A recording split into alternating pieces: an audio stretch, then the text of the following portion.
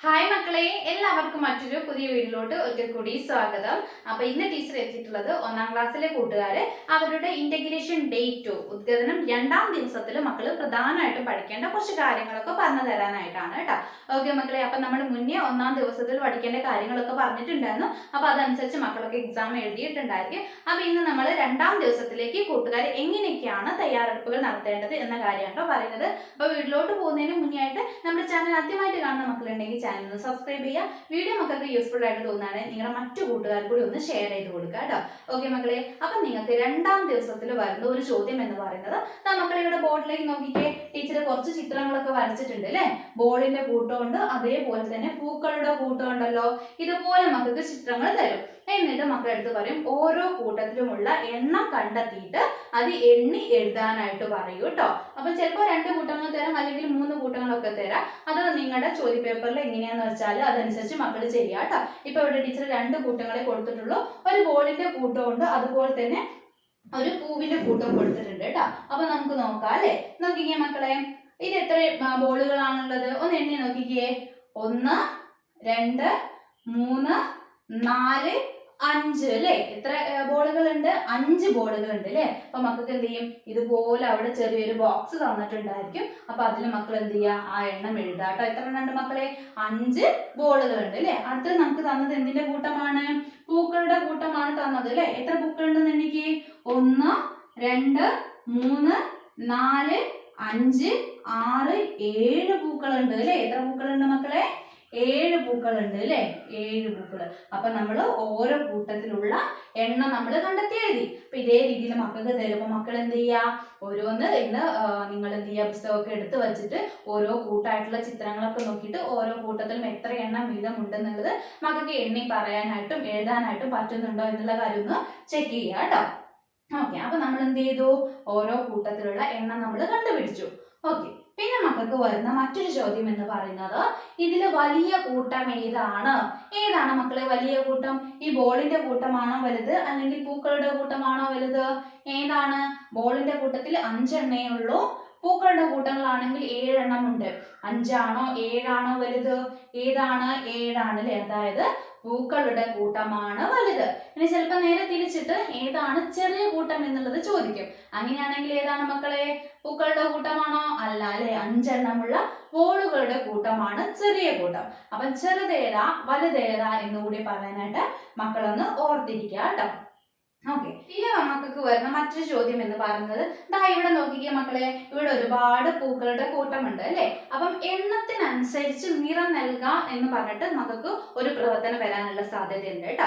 അതായത് നിങ്ങളടുത്ത് പറയും ഇതേ കണക്ക് എന്ത് ചെയ്യും, ഒരു കൂട്ടം ചിത്രങ്ങൾ തരും.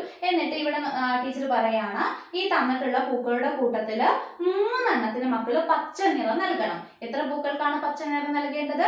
3 പൂക്കൾക്ക് മക്കൾ എന്ത് ചെയ്യണം, പച്ച നിറം നൽകണം. പിന്നെ മക്കൾ എന്ത് ചെയ്യണം, 2 പൂക്കൾക്ക് മക്കൾ എന്ത് ചെയ്യുക, മഞ്ഞ നിറം നൽകണം. എത്ര പൂക്കൾക്ക് മഞ്ഞ നിറം നൽകണം? 2 പൂക്കൾക്ക് മഞ്ഞ നിറം നൽകാൻ. അതുപോലെ തന്നെ അടുത്തത് 4 പൂക്കൾക്ക് മക്കൾ എന്ത് ചെയ്യുക, ചുവപ്പ് നിറം നൽകുക കേട്ടോ. എന്തൊക്കെയാണ് പറഞ്ഞത്? 3 പൂക്കൾക്ക് പച്ച നിറം, 2 പൂക്കൾക്ക് മഞ്ഞ നിറം, 4 പൂക്കൾക്ക് ചുവപ്പ് നിറം. അപ്പൊ ഇതേ രീതിയിൽ മക്കൾക്ക് ഒരു എണ്ണം തന്നിട്ടുള്ള ചിത്രത്തിന് നിറം നൽകാനായിട്ട് പറയൂ കേട്ടോ. ഓക്കെ മക്കളെ, അപ്പൊ നമ്മളിത് പറഞ്ഞത് എന്താണ്? 3 പൂക്കൾക്കാണല്ലേ പച്ച നിറം. അപ്പൊ നോക്കിക്കേ, 1 2 3 അല്ലെ. ഈ 3 പൂക്കൾക്ക് മക്കൾ ഏത് നിറം നൽകണം? പച്ച നിറം വേണം കൊടുക്കാനായിട്ട് കേട്ടോ. ഈ 1 2 3 പൂക്കൾക്ക് മക്കൾ ഏത് നിറം നൽകണം? പച്ച നിറം വേണം നൽകാനായിട്ട്. ഇനി അടുത്തത് പറഞ്ഞത് മഞ്ഞ നിറാണ് അല്ലെ. എത്ര പൂക്കൾക്കാണ് കൊടുക്കേണ്ടത്? 2 പൂക്കൾക്കേ മഞ്ഞ നിറം നൽകേണ്ടതുള്ളൂ. എത്ര പൂക്കൾക്കാണ്? 2 പൂക്കൾക്ക് മക്കൾ എന്ത് ചെയ്യാ, മഞ്ഞ നിറം നൽകുക കേട്ടോ. ഇതാ ഒന്നാമത്തെ പൂവ്, ഇത് രണ്ടാമത്തെ പൂവ് കേട്ടോ. 2 പൂക്കൾ മക്കൾ എന്ത് ചെയ്യാ, മഞ്ഞ നിറം നൽകാനായിട്ട് പറഞ്ഞു. അടുത്ത് നോക്കിയേ മക്കളെ, ചുവപ്പ് നിറാണ് നൽകേണ്ടത് അല്ലെ. എത്ര പൂക്കൾക്കാണ്? 4 പൂക്കൾക്ക് നൽകണം. അപ്പൊ ഒന്ന് എണ്ണി നോക്കിക്കേ. 1 2 3 4. ഈ ബാക്കിയുള്ള 4 പൂക്കൾക്ക് മക്കൾ ഏത് നിറം നൽകണം? ചുവപ്പ് നിറം വേണം നൽകാനായിട്ട് കേട്ടോ. അപ്പൊ ഇതേ രീതിയിൽ മക്കൾക്ക് ഒരു ചോദ്യം വരും, എണ്ണം തന്നിട്ട് അതിനനുസരിച്ച് എന്ത് ചെയ്യാനാ, ചിത്രത്തിന് നിറം നൽകാനായിട്ട് കേട്ടോ. അപ്പൊ മക്കൾ എന്ത് ചെയ്യാ, എണ്ണാനായിട്ട് ഒന്ന് നോക്കി വെക്കുക കേട്ടോ. ടീച്ചർ മുന്നേ പറഞ്ഞിട്ടുണ്ടായിരുന്നു 10 വരെ നിങ്ങൾക്ക് ചിത്രങ്ങൾ തന്നാൽ അത് എണ്ണിയിട്ട് എണ്ണം പറയുന്നതിനനുസരിച്ച് നിറം നൽകാനായിട്ട് മക്കൾക്ക് അറിഞ്ഞിരിക്കണം കേട്ടോ.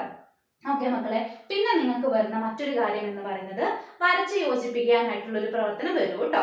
അതായത് നമ്മൾ ഒരുപാട് പക്ഷികളെ കുറിച്ച് പഠിച്ചിട്ടുണ്ടല്ലോ അല്ലെ, ഒരുപാട് പക്ഷികളുടെ പേരുകളൊക്കെ നമുക്ക് അറിയാവുന്നതാണല്ലോ. ഓക്കെ, അപ്പൊ അത് തന്നെയായിരിക്കും ചിലപ്പോൾ വരാനുള്ള സാധ്യത. കാരണം നമ്മൾ ആദ്യ പാഠഭാഗത്തിൽ ഒരുപാട് പക്ഷികളെ കുറിച്ച് പഠിക്കുന്നുണ്ട് അല്ലെ. അപ്പൊ മക്കൾക്ക് ചിലപ്പം എന്ത് തരും, പക്ഷികളുടെ ചിത്രങ്ങൾ തരും. അതുപോലെ തന്നെ അതിന് തൊട്ടടുത്തായിട്ട് പക്ഷികളുടെ പേരുകളും തരും. എന്നിട്ട് പക്ഷിയുടെ ചിത്രങ്ങൾ നോക്കിയിട്ട് അതിന്റെ പേരിലോട്ട് വരച്ച് യോജിപ്പിക്കാനായിട്ട് ചോദിക്കുക കേട്ടോ. അപ്പൊ മക്കൾ എന്ത് ചെയ്യുക, ഓരോ നിങ്ങൾ പാഠഭാഗത്ത് പരിചയപ്പെട്ടിട്ടുള്ള പക്ഷികളുടെ ചിത്രങ്ങളൊക്കെ ഒന്ന് നന്നായിട്ട് നോക്കി വെച്ചിട്ട് പോവുക. അതോടൊപ്പം തന്നെ അതിന്റെ പേരുകളൊക്കെ ഒന്ന് നോക്കിയിട്ട് പോവുക കേട്ടോ. അപ്പൊ മക്കൾക്ക് അതേ രീതിയിൽ തരികയാണ് നിങ്ങൾക്ക് എളുപ്പത്തിൽ ചെയ്യാനായിട്ട് പറ്റും കേട്ടോ. പക്ഷികളും അവരുടെ പേരുകളും ഒന്ന് പഠിച്ചു വെച്ചിട്ട് പോവുക കേട്ടോ. അപ്പൊ അതേ രീതിയിലുള്ള ഒരു ചോദ്യം മക്കൾക്ക് വരാം. പിന്നെ നിങ്ങൾക്ക് വരുന്ന മറ്റൊരു കാര്യം എന്ന് പറയുന്നത് വരികൾ കൂട്ടിച്ചേർത്ത് എഴുതാനായിട്ടാണ് കേട്ടോ. ചിലപ്പോൾ നിങ്ങൾക്ക് ഒരു പാട്ടൊക്കെ ആയിരിക്കും തരുമെങ്കിൽ ഒരു 2-3 വരി നിങ്ങളുടെ ചോദ്യപേപ്പറിൽ തന്നിട്ടുണ്ടായിരിക്കും. അപ്പൊ അതേ രീതിയിൽ തന്നെ എന്ത് ചെയ്യുക, അതിലോട്ട് പക്ഷികൾ പറന്നു എന്നോ അല്ലെങ്കിൽ പുഴു ഇഴഞ്ഞു എന്നോ അങ്ങനെയൊക്കെ പറഞ്ഞിട്ട് മക്കൾക്ക് എന്ത് ചെയ്യാം, അതിലേക്ക് വരികൾ ചേർക്കാനായിട്ട് ഉണ്ടായിരിക്കും. അതും ടീച്ചർ മുന്നേ ഒരു ക്ലാസ്സിൽ പറഞ്ഞിട്ടുണ്ടായിരുന്നു. അപ്പൊ മക്കൾ എന്ത് ചെയ്യുക, ഇത്രയും കാര്യങ്ങളൊക്കെയാണ് പ്രത്യേകമായിട്ട് നിങ്ങളുടെ 2ാം ദിവസം പരീക്ഷയ്ക്ക് വേണ്ടിയിട്ട് പഠിക്കേണ്ടത് കേട്ടോ. എണ്ണത്തിനനുസരിച്ച് നിറം നൽകാനായിട്ട് പഠിക്കാം. അതുപോലെ തന്നെ പിന്നെ ടീച്ചർ പറഞ്ഞത് എന്താണ്, ഓരോ കൂട്ടത്തിലുള്ള എണ്ണം കണ്ടെത്താനായിട്ട് പഠിക്കാം. വലിയ കൂട്ടം ഏതാണ്, ചെറിയ കൂട്ടം ഏതാണെന്ന് കണ്ടെത്താനായിട്ട് പഠിക്കാം. പിന്നെ ടീച്ചർ പറഞ്ഞത് എന്താണ്, ചേരുംപടി നിങ്ങൾക്ക് വരച്ച് ചേർക്കാനായിട്ടുള്ള പ്രവർത്തനം ഉണ്ടായിരിക്കും അല്ലേ. അപ്പൊ പക്ഷികളും അവയുടെ പേരുകളൊക്കെ ഒന്ന് മക്കള് ഓർത്തിരിക്കുക കേട്ടോ. പിന്നെ വരികൾ കൂട്ടിച്ചേർക്കാനായിട്ട് പറയാം. അത് നിങ്ങൾക്ക് എന്ത് ചെയ്യാം, നിങ്ങളുടെ പാഠഭാഗം നന്നായിട്ട് വായിച്ചു നോക്കുക കേട്ടോ. അപ്പൊ അതിന് മക്കൾ ഒരുപാട് പഠിക്കുന്ന വാക്യങ്ങളൊക്കെ ഉണ്ട്. ആ വാക്യങ്ങളൊക്കെ ആയിട്ട് ബന്ധപ്പെടുത്തിയിട്ടായിരിക്കും നിങ്ങൾക്ക് വരികൾ കൂട്ടിച്ചേർത്ത് എഴുതാനായിട്ട് ഉണ്ടായിരിക്കുക കേട്ടോ. അപ്പൊ ഇത്രയും കാര്യങ്ങളൊക്കെയാണ് മക്കളുടെ 2ാം ദിവസത്തെ പരീക്ഷയ്ക്ക് വേണ്ടിയിട്ട് നിങ്ങൾ പഠിക്കേണ്ടത് കേട്ടോ. അപ്പൊ എല്ലാ കൂട്ടുകാരും എന്ത് ചെയ്യുക, നന്നായിട്ട് തന്നെ എക്സാമിന് വേണ്ടിയിട്ട് പഠിക്കുക. എക്സാം കഴിഞ്ഞതിന് ശേഷം ഈസി ആയിരുന്നോ ഇല്ലയോ എന്നുള്ള കാര്യം കൂടി നമ്മുടെ കമന്റ് ബോക്സിൽ പറയാനായിട്ട് മറക്കരുത് കേട്ടോ. ഓക്കെ മക്കളെ, അപ്പൊ മറ്റൊരു പുതിയ വീഡിയോ ആയിട്ട് നമുക്ക് വീണ്ടും കാണാം.